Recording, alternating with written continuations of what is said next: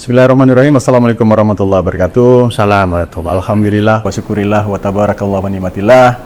Kita bersama Bapak Direktur Utama Bank Kalbar, Bapak Haji Rokidi SEMM, dalam rangka podcast ke-15 Nasional Halal Fair Kalimantan Barat 2026 terkait dengan bulan suci Ramadan, di mana Komite Nasional Ekonomi Keuangan Syariah yang selevel kementerian punya legasi agar ekonomi keuangan syariah di bulan yang penuh berkah, rahmat dan maghfirah ini terjadi peningkatan.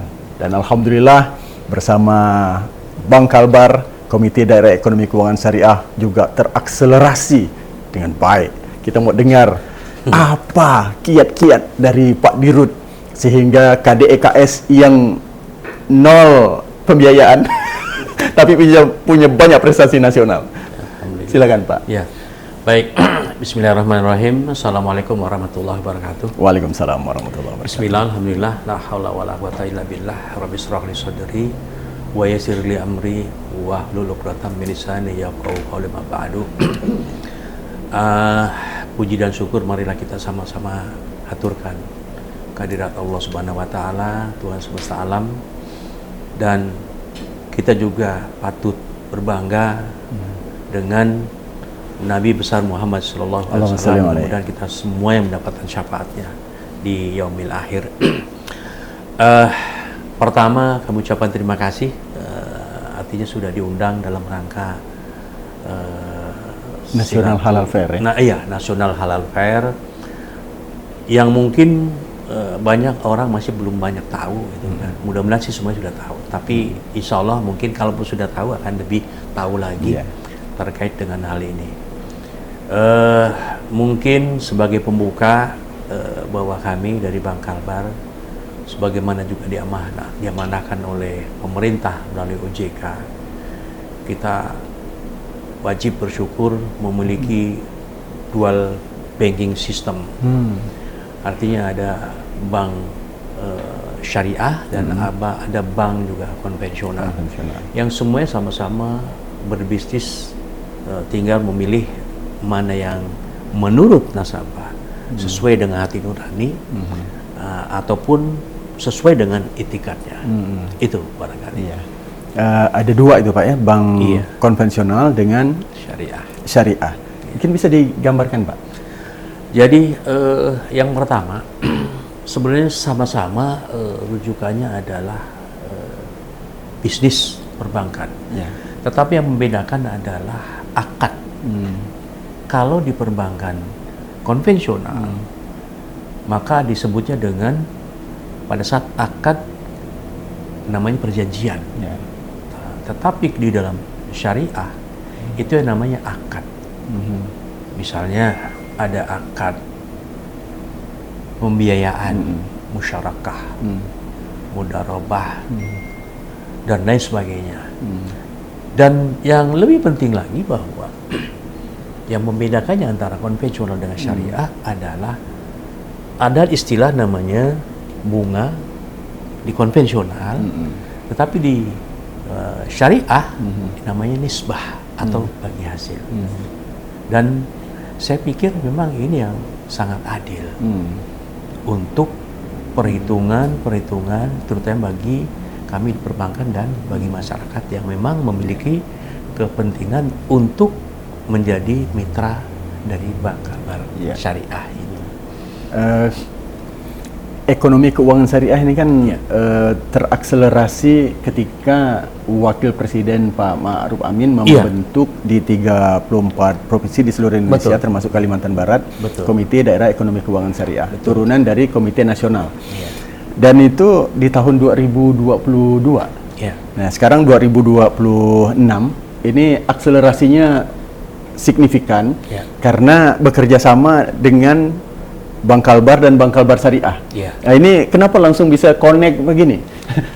Jadi mungkin sedikit saya ceritakan, mungkin asal muasalnya ketika Pak Wapres Kiai Ma'ruf Amin datang ke Kalimantan Barat. Ramadan ini? Iya, betul. Jadi beliau memang memiliki prinsip bahwa ke depan Indonesia ini harus memiliki bank syariah sekian, gitu kan, dengan total sekian, termasuk juga di bank daerah. Dan alhamdulillah kami memang sudah memiliki unit usaha syariah. Artinya selain memang konvensional, kami juga memiliki unit usaha syariah. Dan pada saat itu beliau menghendaki ya, agar kalau modal kami secara umum Bank Kalbar ini masih belum mencukupi 3 triliun di tahun 2025 yang lalu, maka Bank Kalbar Syariah ini akan menyatu dengan Bank Syariah se-Kalimantan. Dan alhamdulillah beruntungnya kami sampai dengan akhir 2025 memiliki modal sudah di angka 4,2 triliun. Sesuatu angka yang luar biasa, fantastis banget. Artinya kami tidak perlu lagi harus Bergabung.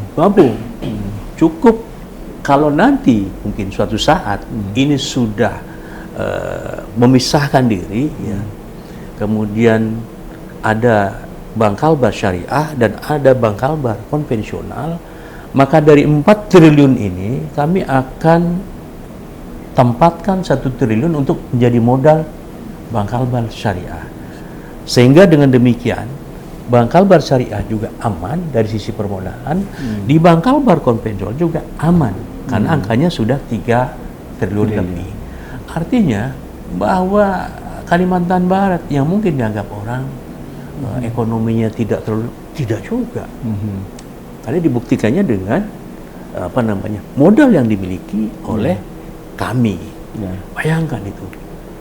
Saya tidak terpikirkan bahwa dengan aset yang hanya pada saat itu hanya 26. Kalau sekarang aset kami sudah 27,7 triliun. Memiliki modal 4,2 triliun. Ada beberapa BPD, belasan BPD yang modalnya masih di bawah 2 triliun, masih di bawah 3 triliun. Nah, kami di atas 4 triliun. Itu juga yang bingung. Kok bisa begitu? Nah, kalau mau belajar ya boleh silakan ke Kalimantan Barat gitu. Jadi terjadi akselerasi itu ya. Akselerasinya bukan kaleng-kaleng. Bukan. Dan itu agaknya pada tingkatan science and arts. Siapa leadernya? Jadi sebelum Pak Ma'ruf Amin melantik, itu kan kurang lebih beberapa bulan setelah SK keluar. SK keluar di bulan Oktober itu langsung di backup oleh Bank Kalbar dengan menyelenggarakan seminar nasional. Seminar nasional di Balai Petitih. Yang juga Pak Dirut hadir. Berpantun juga. Artinya sejak bayi Komite Daerah Ekonomi Keuangan Syariah ini Bank Kalbar dan Bank Kalbar Syariah sudah menyapihnya dengan baik dan sekarang sudah berumur jalan 3 tahun. Sudah. Nah, ini ada pasar juadah Ramadan yang di packaging menjadi lebih baik. Ada kurang lebih 300 sampai 400 lapak di dalam maupun di luar. Kemudian transaksinya juga luar biasa nih, Pak Dirut. Satu hari rata-rata 1.000 sampai 3.000 pengunjung. Begitu juga dengan buka puasa bersama. Artinya terjadi perputaran keuangan itu 100 sampai 300 juta per hari. Ini bagaimana melihat fenomena ini? Pertama, kami juga harus memberikan informasi kepada masyarakat bahwa alhamdulillah Bank Kalbar sejauh ini tetap dilibatkan di kegiatan Ramadan, khususnya di Nasional di Mujahidin, kasih kaitan dengan nasional. Bahkan sponsor utama. Kami setiap tahun mengikuti event ini dan lebih bersyukur lagi bahwa semua peserta yang memang ikut ambil bagian dalam kegiatan itu adalah nasabah kami. Dan mereka rata-rata memiliki kris. Jadi belanja pakai kiris. Pakai kris itu, bukan kris Gajah Mada, bukan bukan ya. Kris itu, kris. Nah, tujuannya adalah bahwa jangan sampai masyarakat itu harus membawa uang melulu, uang cash, uang tunai. cukup membawa perangkat, Gadget. handphone, ya tinggal nanti scan aplikasi barcode. itu scan barcode, dan insya Allah semua berjalan seperti apa yang diharapkan. Juga Sehingga dengan demikian pedagang juga merasa diuntungkan, tidak perlu lagi buat pengembalian apa itu. Dan dari nasabah ataupun dari konsumen juga tidak perlu lagi repot-repot cari uang receh atau dan sebagainya. Gitu. Juga terhindar dari uang palsu. Iya, betul. Yang lebih penting lagi, maklum, di kondisi seperti itu kan banyak kejahatan juga yang kita harus hindari. Gitu. Nah itu barangkali sampailah di tahun terakhir kami juga tetap koordinasi, karena bagaimanapun juga kami juga ikut di kepengurusan di Mujahidin. Jadi selain memang kami mengurus di Bangkalbar, juga kepengurusan di Mujahidin. Ada beberapa teman, termasuk saya sendiri juga ikut terlibat di sana. Sehingga dengan demikian interaksi kami untuk bisa membawa Bangkalbar berkolaborasi dengan Mujahidin itu dilakukan dengan baik. Dan terakhir ya sekarang ini, alhamdulillah semakin membludak luar biasa. Saya tidak tahu di belakangnya ada siapa. Jangan-jangan ada di sebelah saya. Gitu. Sebelah saya tadi. Jangan-jangan di sebelah saya gitu. Saya sangat yakin karena beliau juga, mohon maaf, bukan saya enggak mereportase nih. Ya. Tapi memang faktanya ya, beliau gigih untuk dalam rangka membangun image kepada masyarakat.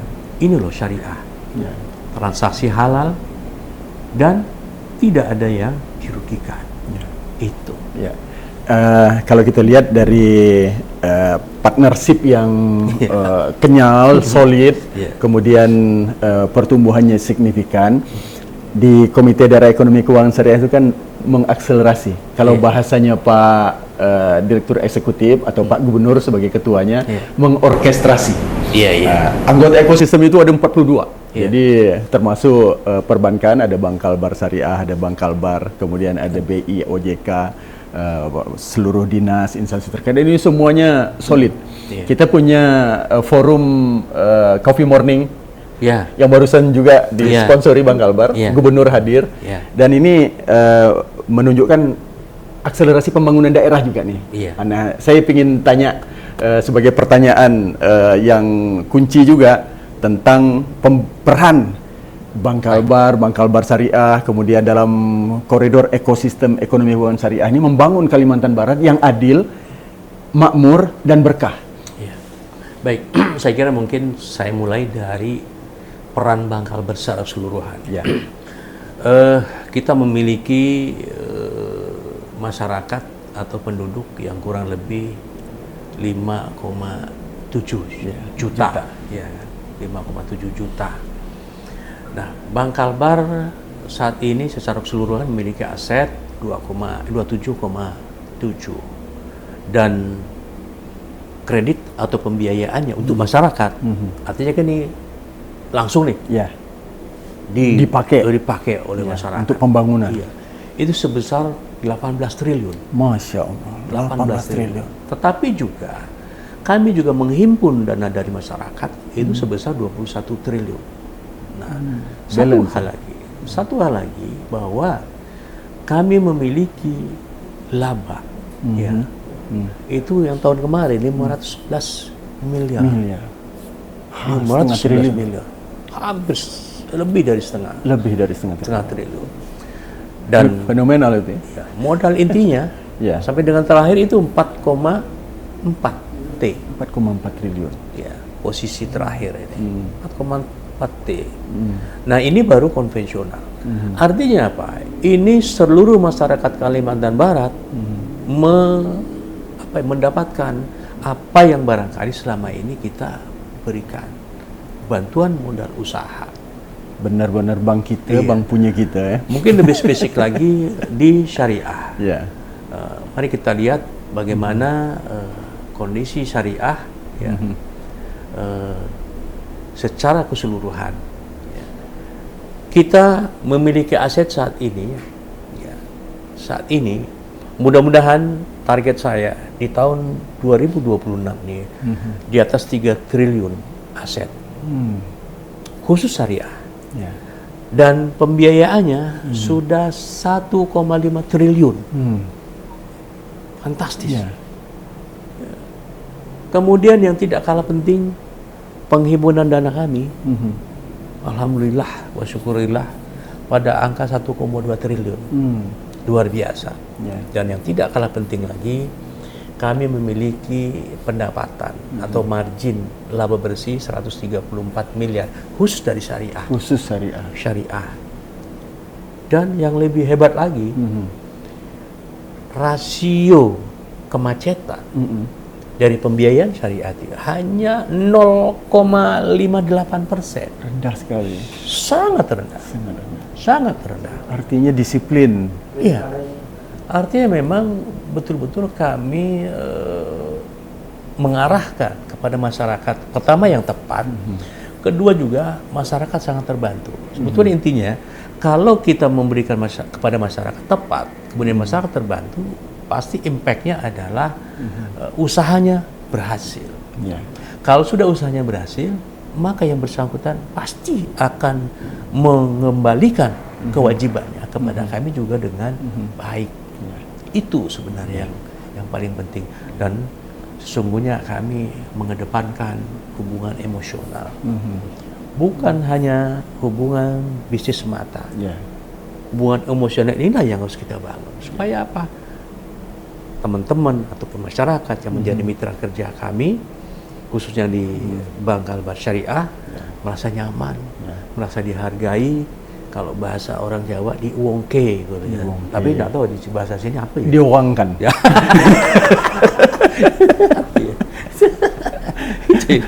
Baik Pak Dirut, ini pertanyaan awam ini ya. Bank Kalbar ini kan bank induknya. Iya. Kemudian unit usaha syariah ini kan seperti skoci yang tumbuh besar. Ini tidak ada masalah psikis, tidak ada masalah. Ini kapal skoci jadi kapal induk nih. Oh, nanti mengurangi pundi-pundi. Jadi begini, sebenarnya Pak, konsep saya awalnya adalah teman-teman yang di syariah berkarir di syariah. Tetapi karir syariah juga masih kecil. Nah, sementara teman-teman juga harus memiliki karir yang jelas. Maka ada kalanya, ada kalanya dari teman-teman syariah, pertama mau tidak mau murtad dulu, lari ke konvensional gitu kan, kan dari syariah ke konven gitu, belajar lagi dari sana. Tapi pada akhirnya dia akan hijrah lagi, hijrah lagi kembali ke syariah, bersyahadat lagi gitu, bertobat lagi gitu. Bukan tobat nasuha. Tapi intinya yang paling penting bahwa antara kami dengan pengelola yang ada di syariah tidak ada terpikirkan kecemburuan, karena kami juga paham betul bagaimana memahami hati yang ada di teman-teman yang selama ini di syariah. Maka kami putar, dan jujur sekarang ini yang memang berasal dari syariah sudah melanglang buana, sudah menjadi pejabat-pejabat, bahkan sudah jadi setingkat kepala divisi yang memang dia berasal awalnya dari syariah. Nah, kita giring, jadi bisa saja terjadi dari syariah pindah ke konvensional, yang konvensional pindah ke syariah, dan begitu sebaliknya. Supaya apa? Tidak ada kecemburuan. Dan ini harus dirasakan oleh seluruh pegawai Bank Kalbar, khususnya adalah para pejabat. Bagaimana memimpin syariah dan bagaimana ketika yang bersangkutan memimpin konvensional. Gitu sebenarnya. Baik, Pak Dirut, ini pertanyaan terakhir dari saya. Ini prestasi melanglang buana begini nih. Dan kita tahu Pak Dirut punya keputusan yang membuat publik dan juga pejabat teras kaget ya. Nah, ini mungkin bisa dijelaskan kepada publik nasional Halal Fair supaya tahu legasinya apa. Iya, baik. Bapak Ibu sekalian, saya sebetulnya patut bersyukur pada Allah ya, yang telah memberikan nikmat dan karunia-Nya kepada saya. Tahun ini saya genap berkarya di Bank Kalbar 36 tahun. Masya Allah. Satu angka yang tidak kecil. Dan saya berpikir dengan usia saya yang sekarang ini 60 tahun, orang melihatnya saya yang mungkin 53. Ya, muda. Banyak ketipu. Malah saya lihat 50. Banyak ketipu. Ternyata tidak, saya umur 60 gitu. Ya, tahun ini sudah kepala 6. Bentar lagi, malah bukan lagi tahun ini. Bentar lagi saya kepala 6. Nah, saya karena memang berangkat dari kecil, dari mohon maaf, saya mungkin juga perlu sampaikan kepada halayak ramai, para pemirsa, saya memulai karir memang dari sopir, driver. Kemudian, dan itu juga hanya berbekal ijazah SMA, bukan S1, apalagi S2, apalagi S3. S3 sebetulnya SMA ya, SD, SMP, SMA. Juga. Cuma SMA-nya, S3-nya SMA saya. Dan itu juga tidak dimulai sekonyong-konyong langsung menjadi pegawai resmi. Tidak. Honorer. Honor. Bukan honor. Kalau honor, jelas 1 bulan sekian. Ya. Nah, kalau saya ya dibayar harian. Satu hari pada tahun 90 itu harga saya satu hari, harga saya ini, tenaga saya dihargai 2.500. Dan itu ada di Nangapino. Bagaimana bisa dibayangkan hidup di Nangapino yang serba mahal, satu hari hanya 2.500. Maka terkadang juga ya kalau flashback ke sana sedih, tapi itulah yang membuat saya menjadi kokoh, ya, sekuat karang gitu.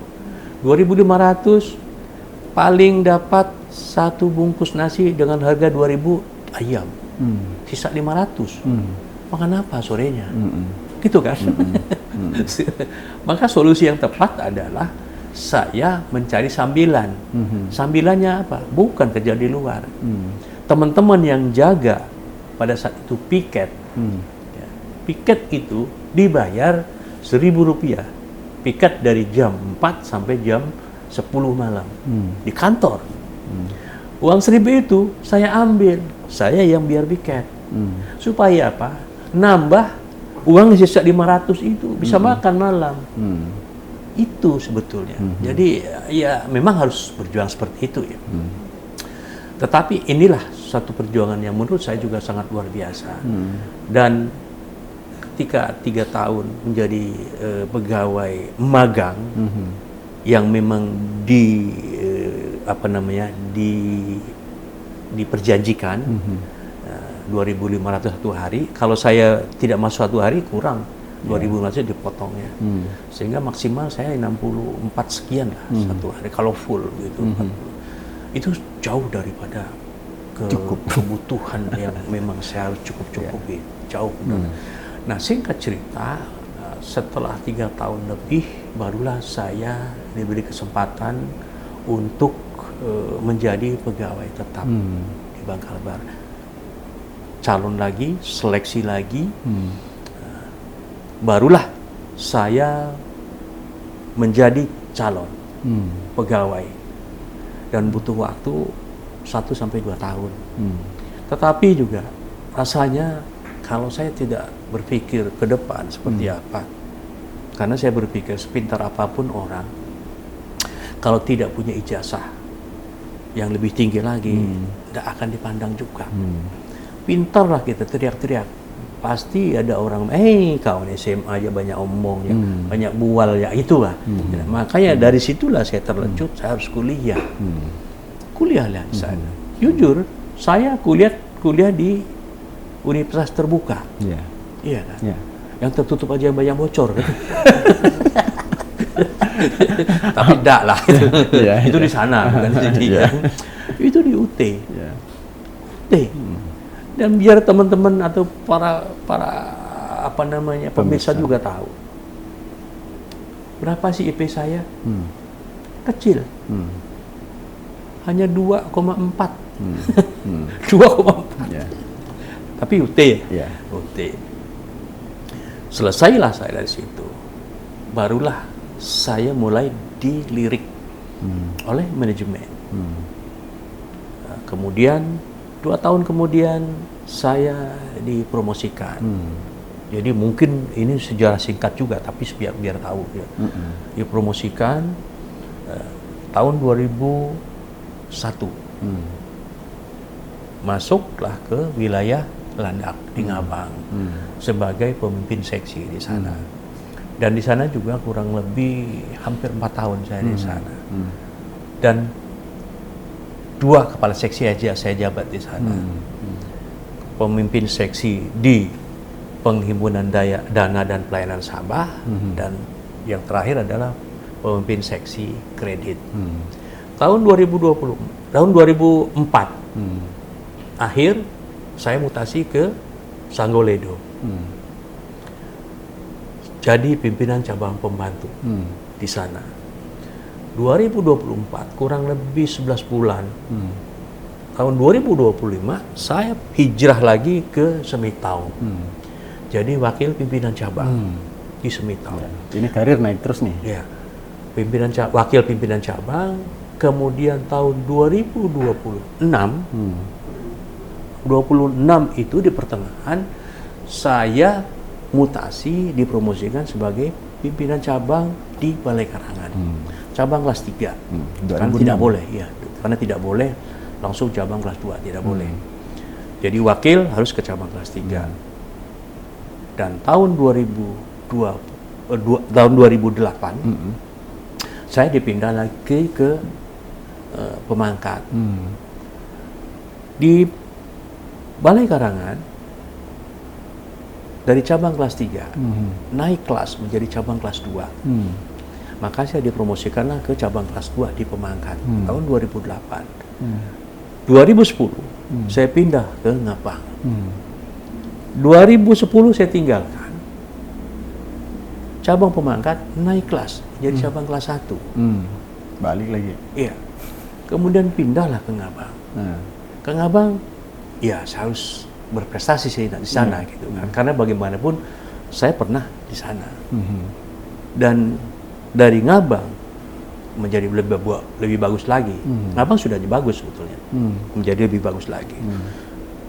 Kurang lebih 3 tahunan di Ngabang itu pindah ke Sanggau. Sanggau 1 tahun ada di sana. Cabang bagus. Dari cabang kelas 3, dari cabang yang ranking 3 menjadi cabang ranking 1 dan 2 gitu. Nah, dari sanalah kurang lebih 1 tahun. Di tahun 2012 ke 13, karena 13 saya harus pindah ke cabang utama, dan cabang utama masuk sampai 2 tahun 6 bulan saya di cabang utama Pontianak. Dan pada saat itu cabang utama sudah, mohon maaf ya, lagi dalam kondisi tidak baik-baik saja. Gitu. Sakit. Iya, sakit. Itu rankingnya, kalau di ranking 18. Dari 19 kantor cabang waktu itu. 19. Sampai pada akhirnya saya di situ berkarir, dan alhamdulillah 2 tahun 6 bulan saya tinggalkan cabang utama, sudah naik lagi pada posisi 5 besar ya.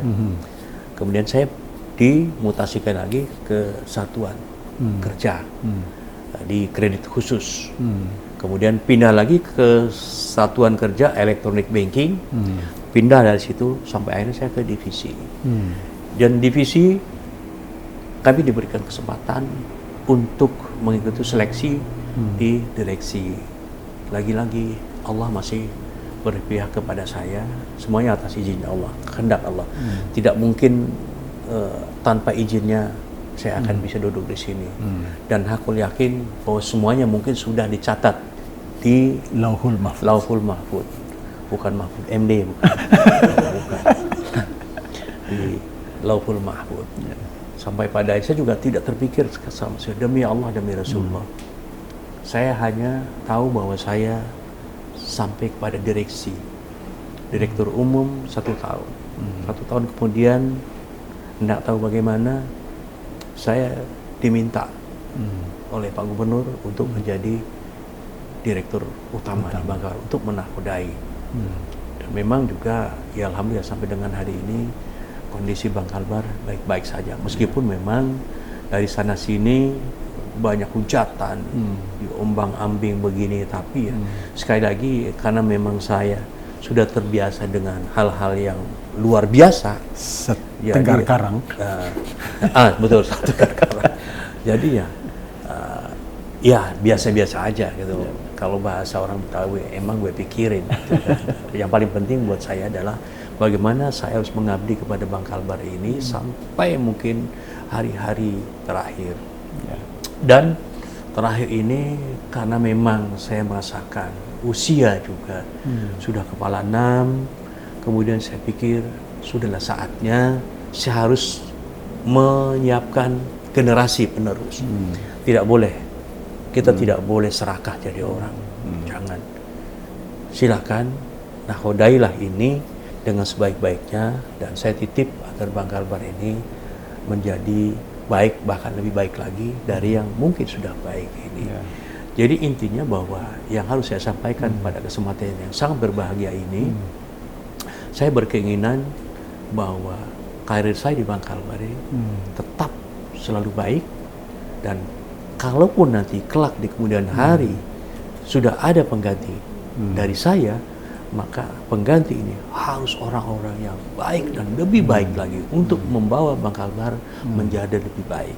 Ingat saat ini Bapak Ibu sekalian, para pemirsa, bahwa kami sebetulnya disegani juga oleh teman-teman BPD ya, di seluruh Indonesia.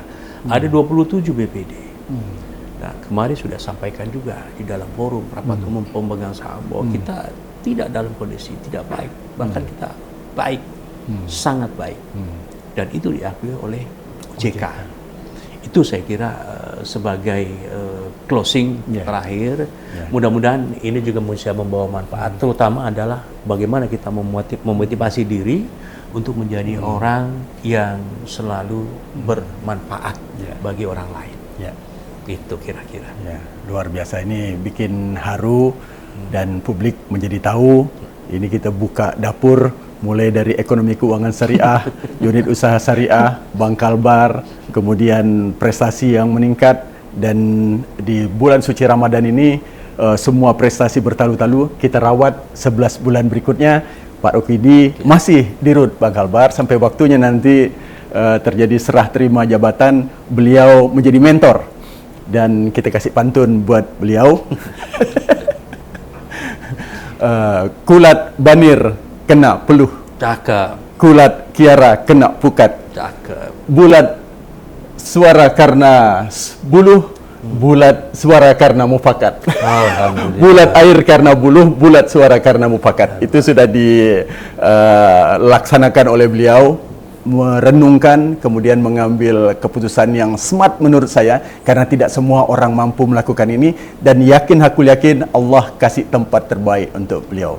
Satu pantun lagi. Yang penting jangan di sisinya dulu. Iya. Yang terbaik di sisinya. Itu the next. Ini pantun pamungkas saya nih. Siap. Lempar jumrah pakai batu. Cakep. Setelah melempar, doa panjatkan.